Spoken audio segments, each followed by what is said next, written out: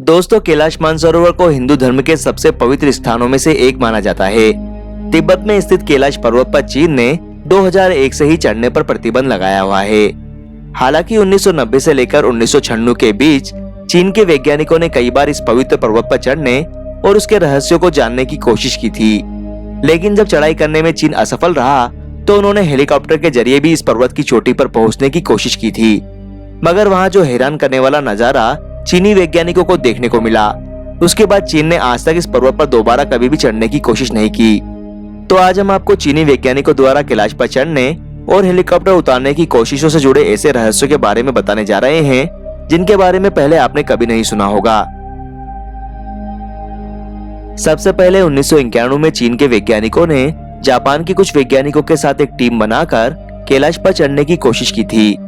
इस चढ़ाई का स्थानीय तिब्बती निवासियों ने काफी विरोध किया था, क्योंकि हिंदू और बौद्ध दोनों ही कैलाश को बेहद पवित्र धार्मिक स्थान मानते हैं। कैलाश पर चढ़ने के दौरान चीन और जापान के वैज्ञानिकों को खराब मौसम के साथ साथ भयानक हिमस्खलन का सामना करना पड़ा, जिसमें सभी 17 वैज्ञानिकों की मौत हो गई थी। कहा जाता है कि इसके बाद 1996 में चीन के वैज्ञानिकों ने हेलीकॉप्टर के जरिए भी कैलाश पर उतरने की कोशिश की थी, मगर ये कोशिश भी नाकाम रही।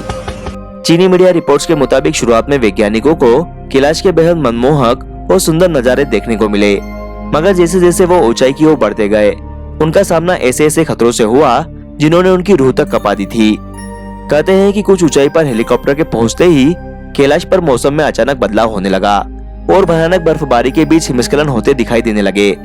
वैज्ञानिकों के मुताबिक हिमस्खलन इतने भयानक थे जिनके कारण बर्फ के बड़े बड़े टुकड़े अपने रास्ते में आने वाली हर चीज को तबाह करते जा रहे थे। बादलों के बीच भयानक बर्फबारी लगातार हो रही थी और जबरदस्त बिजली भी चमक रही थी, जिससे हेलीकॉप्टर को कंट्रोल करने में काफी दिक्कत आ रही थी।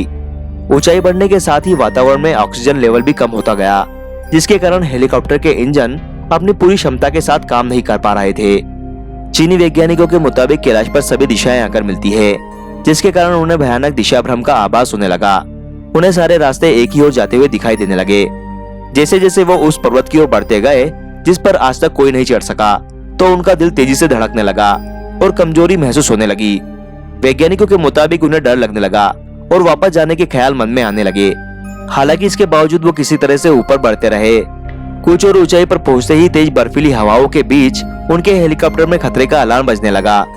हेलीकॉप्टर के नेविगेशन उपकरणों और रडार ने ठीक से काम करना भी बंद कर दिया था।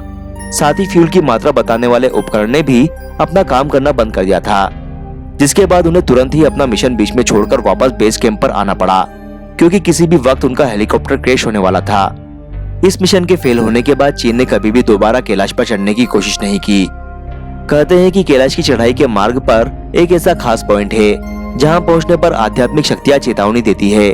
यहाँ मौसम अचानक बदलने लगता है और ठंड काफी ज्यादा बढ़ जाती है और व्यक्ति को बेचैनी होने लगती है, मानो अंदर से कोई कहता है कि यहाँ से चले जाओ। जिन लोगों ने इस चेतावनी को अनसुना किया उनके साथ बुरे अनुभव हुए और कुछ लोग तो रास्ता भटककर जान गंवा बैठे।